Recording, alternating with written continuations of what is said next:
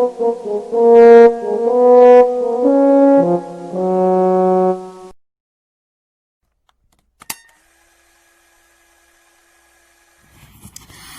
Everyone, मैं आपको वर्तमान हिंदी साहित्य में महत्वपूर्ण स्थान रखने वाले लेखक स्वयं प्रकाश जी की कहानी नेताजी का चश्मा पढ़ाने जा रही हूँ।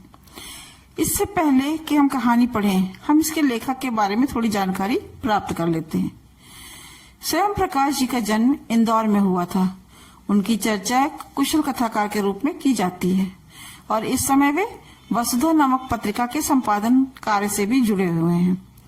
स्वयं प्रकाश जी मध्यम वर्गीय जीवन के कुशल चितेरे हैं, अतः उनके लेखों में मध्यम वर्गीय जीवन की वास्तविक झलक मिलती है।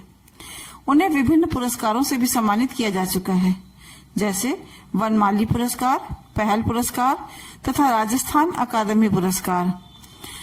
इनकी भाषा आम बोलचाल की खड़ी बोली है, जिसमें तत्सम, तद्भव तथा देशज शब्दों के साथ साथ आगत शब्दों का भी प्रयोग देखने को मिलता है।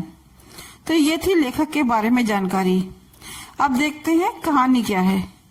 नेताजी का चश्मा देशभक्ति की भावना से भरपूर एक भावपूर्ण कहानी है, जिसमें देश के नागरिकों को देश के विकास के साथ साथ देशभक्ति की भावना को जागृत करने की प्रेरणा दी गई है। कहानी कुछ इस प्रकार है।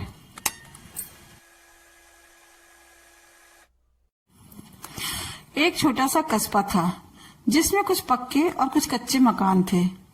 एक मुख्य बाजार था, एक लड़कों का तथा एक लड़कियों का विद्यालय भी था।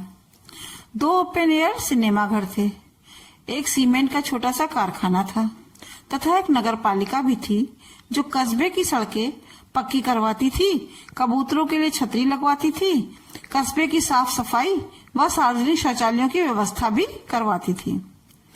इसके साथ ही साथ नगर पालिका ने मुख्य बाजार के चौराहे पर एक नेताजी सुभाष चंद्र बोस की संगमरमर की प्रतिमा भी लगवाई थी, जो कोट के दूसरे बटन तक कोई 2 फुट ऊंची थी। मूर्ति देखने में तो सुंदर बनी थी, परंतु उसमें नेताजी की आंखों में लगा चश्मा संगमरमर का नहीं था, बल्कि ओरिजिनल फ्रेम का लगा था। तो ये कहानी नेताजी की उसी मूर्ति और उस पर लगे ओरिजिनल चश्मे के बारे में ही है। मूर्ति उसी कस्बे के विद्यालय के एक ड्राइंग मास्टर मोतीलाल ने बनाई थी और शायद जल्दबाजी में बनाने के कारण वे या तो मूर्ति की आंखों पर चश्मा बनाना भूल गए थे, या बारीक संगमरमर का चश्मा बार बार टूट जाने के कारण उन्होंने उसे बनाया ही नहीं होगा।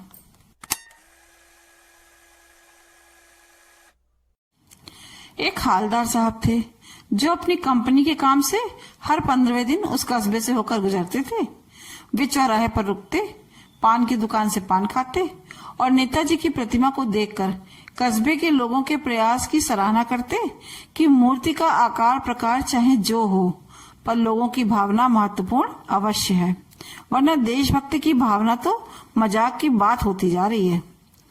मूर्ति पर ओरिजिनल चश्मे का फ्रेम देखकर हालदार साहब के मुख पर एक उत्सुकतापूर्ण मुस्कुराहट आ जाती कि भाई वाह, क्या आइडिया है, मूर्ति संगमरमर की और चश्मा ओरिजिनल।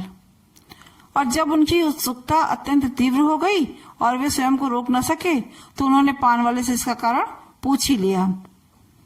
पान वाला, जो कि एक काला, मोटा, थुलथुल पेट वाला खुशमिजाज व्यक्ति था, उसके मुंह में हमेशा पान भरा रहता था और किसी से कुछ कहना हो तो वो पहले पीछे मुंह करके पान थूकता, फिर बात करता। तो जब हालदार साहब ने उससे मूर्ति के ओरिजिनल चश्मे के बारे में पूछा, तो वो हंसते हुए बोला, शायद मास्टर बनाना भूल गया होगा। अगली बार जब हालदार साहब वहां से गुजरे, तो उन्होंने मूर्ति में कुछ अंतर देखा। जो चश्मा पिछली बार लगा था, उसकी जगह अब एक दूसरे फ्रेम का चश्मा लगा था।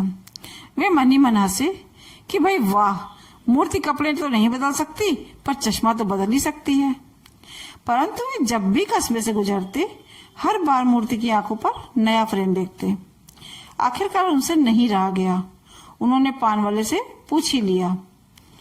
पान वाला मानो आंखों ही आंखों में हंसा और पान थूक कर बोला, ये कैप्टन करता है। हालदार साहब को कुछ समझ नहीं आया। बोले, क्या करता है?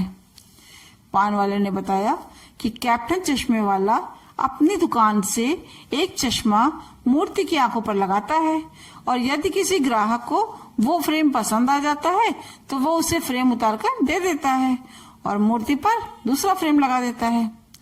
अब हवलदार साहब को पूरी बात समझ में आ जाती है।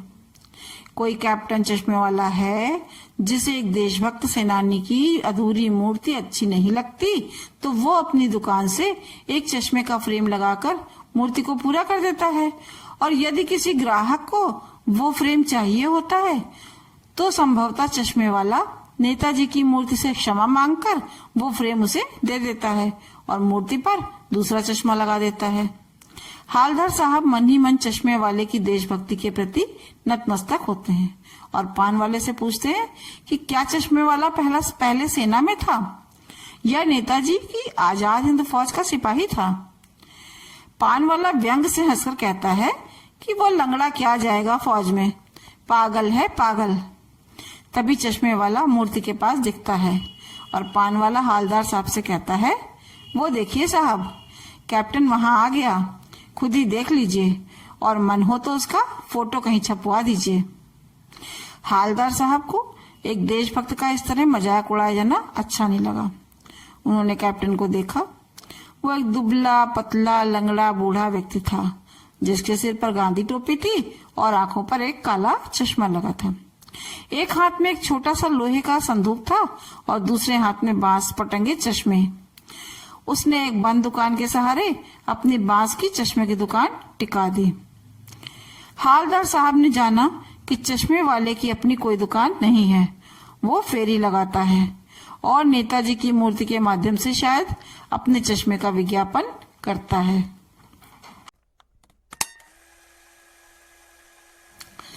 2 साल तक यही क्रम चलता रहा। हवलदार साहब चौराहे पर रुकते, पान खाते, नेताजी की मूर्ति को देखकर भाव विभोर हो जाते और कैप्टन की देशभक्ति के प्रति नतमस्तक हो जाते। अचानक एक दिन हवलदार साहब ने देखा कि मूर्ति की आंखों पर चश्मा नहीं है। जब उन्होंने पान वाले से पूछा तो वो उदास भाव से आंखें पोंछता हुआ बोला कि कौन लगाएगा अब चश्मा, कैप्टन तो मर गया। हवलदार साहब सुनकर उदास हो गए और उदासी से अपनी जीप में बैठे और चले गए। जाते समय हवलदार साहब बार बार ये सोचते रहे कि दुनिया देश पर सब कुछ होम कर देने वालों पर हंसती है। वे अत्यंत दुखी थे। अगली बार जब हवलदार साहब को उधर से जाना हुआ तो उन्होंने अपने ड्राइवर से जीप न रोकने को कहा, लेकिन जैसे ही जीप कस्बे के चौराहे के पास से गुजरी, हवलदार साहब ने जोर से कहा, जीप रोको। कारण अपनी आदत के अनुसार जैसे ही उनकी नजर मूर्ति की तरफ उठी, उन्हें मूर्ति की आंखों पर एक सरकंडे का चश्मा दिखा जो शायद किसी बच्चे ने लगा दिया होगा। हवलदार साहब जीप से उतरकर मूर्ति के पास पहुंचकर अटेंशन की मुद्रा में खड़े होकर सोचने लगे कि संभवतः बच्चे भी देशभक्तों के प्रति सम्मान का भाव रखते हैं।